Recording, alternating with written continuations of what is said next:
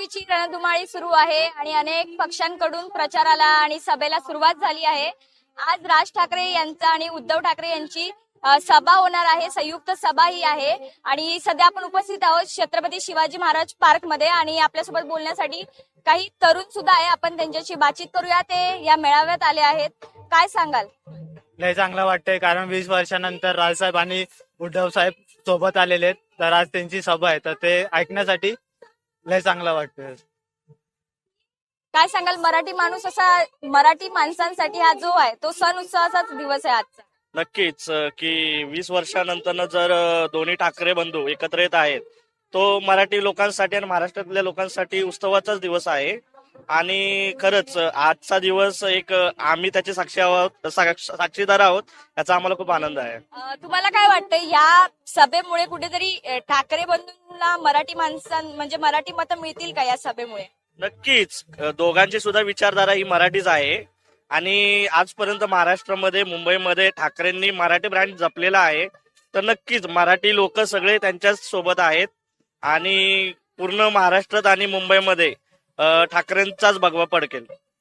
विरोधी पक्षाकडून असं सांगितलं जात आहे की भाजपाचा आज भाजपाचा आणि शिवसेनेचा आज एक म्हणजे त्यांचा वाचननामा प्रकाशित झाला. त्यामध्ये त्यांनी म्हटले की 25 वर्ष तुमच्या हातात सत्ता होती तर तुम्ही काय केला असा प्रश्न विचारला. 25 वर्ष त्यांच्या हातात सत्ता होती पण तुम्ही सुद्धा उपमहापौर पण तुमचाच होता ना. तिथे तुम्ही पण सत्तेत त्यांच्या सोबत होतात. त्यावेळेस तुम्ही काय केलं? तुम्ही पण त्यांच्या सोबतच होता ना. त्यांच्या चुका काढण्याआधी तुमच्या पण चुका बघितल्या पाहिजे ना तुम्ही लोकांनी. बीजेपी वाले फक्त ना हे सगळं राजकारण करतात. हे सगळे मराठी कार्ड हे इकडचं तिकडचं सगळे आणून उचलून बोलतात. पण पहिलं त्यांनी ते स्वतःचा विचार करावा मग दुसरीकडे बोटं दाखवावी. काय सांगशील ताई? मराठी माणसांवर कुठेतरी प्रभाव पडेल का या सभेमुळे? तसं बघायला गेलं तर प्रभाव पडलेला आहे असं तर दिसूनच येते आपल्याला. जसं की आपण बघू शकतो मराठीसाठी लढणारे ठाकरे हे पूर्वीपासून आपल्या मराठी माणसासोबतच आहेत आणि आता तर हे दुपटी तिपटीने जास्त प्रभाव पडेल ह्या गोष्टीचा. मी तर म्हणते 10-100 पटीने जास्त प्रभाव पडेल कारण की दोन्ही ठाकरे जेव्हा एकत्र आलेत त्यामुळे मराठी माणसाला कुठेतरी त्याची स्टँड घ्यायला एक बाजू घ्यायला म्हणजे त्याला एक बोलतात ना एक त्याच्या मनामध्ये एक आत्मविश्वास निर्माण झाला आहे की आज मी या ठिकाणी बोलू शकतो, आज मी माझं मत इथे मांडू शकतो. हे फक्त झालं ते ठाकरेमुळे. त्यामुळे प्रभाव तर 100% पडलेलाच आहे. आणि जसं की आपण बघतो की बाहेरची लोक दादागिरी करतात काही ठिकाणी तेव्हा जेव्हा त्यांना ही समोरचा मराठी माणूस बोलतो की मी मराठी आहे आणि तू मराठीत बोल किंवा माझी बाजू व्यवस्थित आहे हे जेव्हा तो मत मांडतो तेव्हा समोरचाही असा विचार करतो की नाही हे नक्की ठाकरेचे माणसं असणार आहेत किंवा हे 100% मराठी माणसं असणार आहेत. त्यामुळे तो व्यक्ती सुद्धा त्या गोष्टीला जपतो की नाही मी मुंबईमध्ये महाराष्ट्रामध्ये मराठी माणसाचा विरोध करू शकत नाही. हे फक्त ठाकरेमुळे एक सोपं झालेलं आहे आणि आशा करतो की यापुढे ठाकरे सरकार तर निवडून येणारच आमचा असा विश्वास तर आहे. पण आता मराठी जनताने सपोर्ट तर केलाय आता अजून सपोर्टची बस आशा करतोय. तब्बल 20 वर्षांनी ठाकरे बंधू एकत्र आले. हो ते तर 20-22 वर्षांनी एकत्र आले आहेत पण तसं बघायला गेलं तर ही चांगलीच गोष्ट आहे कारण की जेव्हा बाळासाहेब होते तेव्हा ते एकत्र होते. त्यानंतर राजसाहेबांनी स्वतःचा पक्ष निर्माण केला. परंतु ती गोष्ट ज्या गोष्टी होतात त्या चांगल्यासाठी होतात. आपण ओळखून आहोत ती गोष्ट. राजसाहेब हे एकटे किती खंबीर आहेत आणि एकटे ते कोणत्या पद्धतीने कोणत्या गोष्टी घडू शकतात ह्याचा आपल्याला एक अनुभव भेटतो, अंदाज भेटतो. तो माणूस कोणत्या लेवल पर्यंत जाऊ शकतो आपल्या मराठी माणसासाठी हे आपल्याला एक विचार क्षमता भेटते त्या गोष्टीतून. त्यामुळे ते वेगळे झाले एकत्र आले ही तर त्याहूनही आधी उत्तम गोष्ट आहे. माझ्या मते तरी तसंच आहे कारण की जसं मला समजतं आहे जसं मी म्हणजे शाळा पास आउट झाले कॉलेज पास आउट झाले तसं मला फक्त एक व्यक्तिमत्व असं वाटतं की ते मराठी माणसासाठी स्टँड घेईल, मराठी माणसासाठी उभा राहील कोणतीही अडचण असो. त्यामुळे ठाकरे बंधू एकत्र आले ही तर खूप मोलाची गोष्ट आहे. काय वाटतं आजकालच्या युवा जनरेशनला असं वाटतं की ठाकरे बंधू एकत्र आले तर कुठेतरी मराठी माणूस असा वाचेल म्हणून? खूपच चांगलं आहे की ठाकरे बंधू जे एकत्र आलेत ते मराठी माणसासाठी एकत्र आलेत आणि तरुण पिढीला हे समजून घ्यायला पाहिजे की महाराष्ट्र नवनिर्माण सेना म्हणजे राजसाहेबांच्या पक्षाचे सगळे तरुणच आहेत. मराठी माणसांबद्दल नेहमी राज ठाकरे यांनी स्टँड घेतलेला बघायला मिळतो आणि सध्याच्या निवडणुकीमध्ये हा जो हायलाइट केला जातो मराठी माणसाला वाचवण्यासाठीच ठाकरे बंधू एकत्र आले आहेत असं बोलल्या जाते. हे कितपत वाटतंय ते खरं आहे? ते खरंच खूप योग्य आहे. कारण मराठी माणसाला वाचवण्यासाठी ठाकरे आले. कारण आपण गेले 5 वर्ष बघितलं की काय मुंबईत आणि महाराष्ट्रात चाललंय, किती घाणेरडं पद्धतीचं राजकारण खेळलेलं जातंय. म्हणून त्या दोघांनी एकत्र आलेत आणि आता मुंबई देखील त्यांच्या हातात जावी अशी आमची सर्वांची इच्छा आहे, मुंबईकर आणि महाराष्ट्राचे पण. पण एकंदरीत पाहायला गेलं तर सर्वसामान्य नागरिकांमध्ये असो, शिवभक्तांमध्ये असो, तो जल्लोष पाहायला मिळतात. कारण की तब्बल 20 वर्षांनी ठाकरे बंधू एकत्र आले आहे, मराठी माणसाची अस्मिता जपण्यासाठी एकत्र आले आहेत. खरं तर पाहायला गेलं तर या संपूर्ण भागामध्ये मराठी माणसांना खूप त्रास दिला जातो. मराठी माणसांची जे काही व्यथा आहे ती संपूर्ण व्यथा इथे जाणून राज ठाकरे जाणून घेतात. कारण मुंबईमध्ये राहून घरं न मिळणं मराठी माणसाला ही खूप गांभीर्याची बाब आहे. खरं तर मराठी माणसाच्या अस्मितेसाठी आणि मराठी माणूस एकजूट व्हावा, संपूर्ण महाराष्ट्रातील मुंबईमध्ये मराठी माणसाचा महापौर व्हावा असा हट्ट सुद्धा यावेळी राज ठाकरे यांचा आहे. आपल्यासोबत काही नागरिक आहे, आपण त्यांच्याशी बोलूया. दादा, काय सांगाल, तब्बल 20 वर्षांनी ठाकरे बंधू एकत्र येत आहेत? एकदम छानच आहे. ते दोन एकत्र आले तरी पण आपल्याला आनंद आहे. कारण का भरपूर दिवसांना हा मोठा क्षण आहे आणि मुंबईमध्ये ही पहिली सभा होते यांची, दोघांची एकत्र सभा आहे. त्यामुळे सगळ्यात मोठा आनंद तोच आहे आणि त्या आनंदाचे साक्षीदार होण्यासाठी आम्ही इथे आलेलो आहोत. मराठी माणसाच्या अस्मितेसाठी ठाकरे बंधू एकत्र आले आहेत. महाराष्ट्रात राहून जर मराठी माणसावर अन्याय होत असेल तर ही खूप गांभीर्याची बाब आहे. 100% गांभीर्याची बात आहे. 100%. आणि त्याच्यासाठी खूप कारणं पण आहेत. ठीक आहे, जर आपण नीट व्यवस्थित विचार केला तर त्याच्यासाठी खूप कारण आहेत. आणि मला असं वाटतं की यावेळी प्रत्येक मराठी माणसाने नीट शांत बसून विचार करावा निवडणुकापूर्वी आणि व्यवस्थित मतदान करावं. सगळ्यांना माझं आव्हान आहे. दोन्ही ठाकरे बंधू एकत्र आलेत, ते मराठी माणसासाठी आले. पण विरोधकाकडून खूप टीका होतात की तुमच्याकडे 25 वर्षाची सत्ता होती तरी तुमच्याकडे होती, आता आम्हाला ती सत्ता सांभाळू द्या असं मुख्यमंत्री देवेंद्र फडणवीस म्हणले. त्यावर विरोधक म्हणजे कोण म्हणायचं तुम्हाला? विरोधक भाजप असतील. मग ते तेव्हा कुठे होते? शिंदे असो किंवा भाजपवाले असो, ते तेव्हा कुठे होते? तुम्ही हा प्रश्न त्यांना विचारा ना.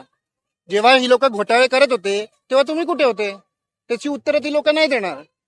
ठीक आहे, तर त्यामुळे या सगळ्या गोष्टी कशा आहेत की लोकांना उगाच काहीतरी भूलथापा घालायच्या. आणि आम्हाला सगळ्यांना माहिती आहे की ठाकरेंनी काय केलं. मुंबईत काय पहिलं असं मातीच्या रस्त्यावर चालत होते आणि ह्यांनी येऊन 2022ला आम्हाला सिमेंटचे रस्ते दिलेत असं नाही आहे. प्रत्येक मुंबईकर हा सेफ होता. ठीक आहे, आता माझं एक उदाहरण मी तुम्हाला देतो. माझे पणजोबा कोकणातून इथे आले मुंबईत. तसंच प्रत्येक देशातून, प्रत्येक भागातून प्रत्येक व्यक्ती जेव्हा इथे येत होती ना, तेव्हा त्यांच्या मनात एक गोष्ट होती की तिथे ठाकरेंचं सरकार आहे तर तिथे आपण सुरक्षित आहोत. म्हणजे अगदी भैयांना सुद्धा तिथे जे राजकारण तेव्हा होत होतं की मुलींचे अत्याचार, या सगळ्या गोष्टीतून वैतागून ती लोक इथे येत होते. आणि आज त्या परिवाराने ज्यांनी तुम्हाला संरक्षण दिलं, आज तुम्ही त्यांनाच विचारताय. हे दुर्दैव आहे. काय वाटतं, दोन्ही ठाकरे बंधू तब्बल 20 वर्षांनी एकत्र आले आहेत आणि सोबत निवडणुका लढवतात, कुठेतरी फायदा होईल याचा? आणि दोन्ही ठाकरे बंधू एकत्र आले म्हटल्यावर मुंबईमध्ये महापौर कोणाचा होणार? 100% आपलाच होणार. 100% मनसे शिवसेनेचाच होणार आणि मराठी माणसाचाच होणार. आणखी काही नागरिक आहे, आपण त्यांच्याशी बातचीत करण्याचा प्रयत्न करूया. एकंदरीत पाहायला गेलं तर तब्बल 20 वर्षांनी एकत्र आलेत. आजूबाजूची दृश्य तुम्ही बघू शकता की एकूण ज्या स्टेजवरच्या खुर्च्या आहेत त्या उमेदवारी ज्यांना दिली आहे, राष्ट्रवादी शरदचंद्र गटातील लोकांना उमेदवारी दिली आहे, शिवसेना गटातील लोकांना उमेदवारी दिली आहे, मनसेतील गटांना उमेदवारी दिली आहे. त्या खुर्च्या जिथे लावल्या आहेत ते सर्व उमेदवार तिथे बसणार आहे. आणि आज नेमकं राज ठाकरे आणि उद्धव ठाकरे काय संबोधित करणार याकडे सुद्धा सर्वांचं लक्ष आहे. आणखी नागरिक आहे, आपल्यासोबत त्यांची बातचीत करूया. काय सांगाल दादा, तब्बल 20 वर्षांनी ठाकरे बंधू एकत्र येते? 20 वर्षांनी एकत्र येतात त्याचा फायदा मराठी माणसालाच होणार आहे. मराठी माणसाची मतं एकजूट होणार आहे. आणि मुख्यमंत्री फडणवीस जे बोलतात की आम्हाला सत्ता द्या, त्यांना नाशिकमध्ये ऑलरेडी सत्ता दिली होती 5 वर्ष, दत्तक घेतलेलं त्यांनी नाशिक. मग नाशिकमध्ये 5 वर्षात विकास नाही करू शकले ते. केंद्र सरकार, राज्य सरकार त्यांच्याकडे होतं आणि आता मुंबईची सत्ता ते मागतात. कशाच्या आधारावर त्यांना सत्ता देणार? हळूहळू लोक जमायला सुद्धा सुरुवात झाली आहे. तुम्ही खुर्च्या बघू शकतात, खुर्च्या भरायला सुद्धा सुरुवात झाली आहे.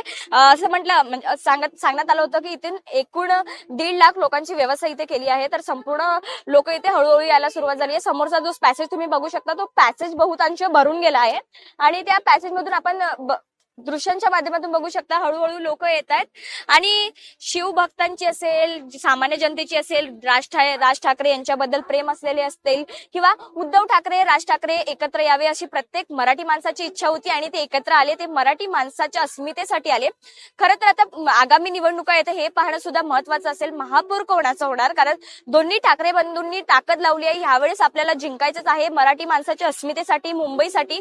मुंबई ही कोणाची नसून मराठी माणसाची आहे. मुंबईमध्ये राहून जे मराठी माणसावर अत्याचार होतात, म्हणजे मुंबईमध्ये राहून सुद्धा मराठी माणसाला घर मिळत नसेल तर ही खूप गांभीर्याची बाब आहे. रस्ते असतील, कोस्टल रोड असेल, याबाबत सुद्धा विरोधकांकडून टीका केल्या जात आहेत.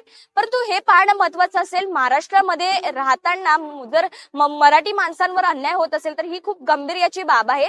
आजूबाजूचे दृश्य तुम्ही बघू शकता. हळूहळू लोक यायला सुद्धा सुरुवात झाली आहे. तब्बल 1 ते 1.5 लोकांची ती व्यवस्था करण्यात आली आहे आणि अवघ्या काही क्षणात म्हणजे काही तासातच राज ठाकरे आणि उद्धव ठाकरे हे बोलणार आहेत आणि ते मराठी माणसाला असतील किंवा सर्वसामान्य नागरिकांना काय संबोधित करणार हे सुद्धा यावेळी पाहणं महत्वाचं असेल. या चर्चेत नेहमी काय म्हणजे आता जे विरोधी आहे किंवा जे सत्ताधारी पक्ष आहे त्यांच्याकडून अनेक टीका करण्यात आल्या होत्या. तो महत्वाचा मुद्दा जो होता तिथे कोस्टल रोडचा होता. कोस्टल रोड आम्ही बांधला, कोस्टल रोड तुम्ही बांधला, पण याकडे लक्ष न देता आता मराठी माणसासाठी लढलं पाहिजे. कारण मराठी अस्मितेचा प्रश्न आहे. जर महाराष्ट्रात राहून तुम्ही असं म्हणताय की मराठीमध्ये बोलू नका, हिंदी बोला, ही खूप गांभीर्याची बाब आहे. खरं तर आता राज ठाकरे हे काय संबोधित करणार आणि इतर राज ठाकरे असतील, उद्धव ठाकरे असतील, ते नागरिकांना काय आव्हान यावेळी करणार हे सुद्धा पाहणं महत्वाचं असेल. कॅमेरामॅन शिवाजी काळेसोबत मी साक्षी यादव, टॉप न्यूज मराठीसाठी, मुंबई.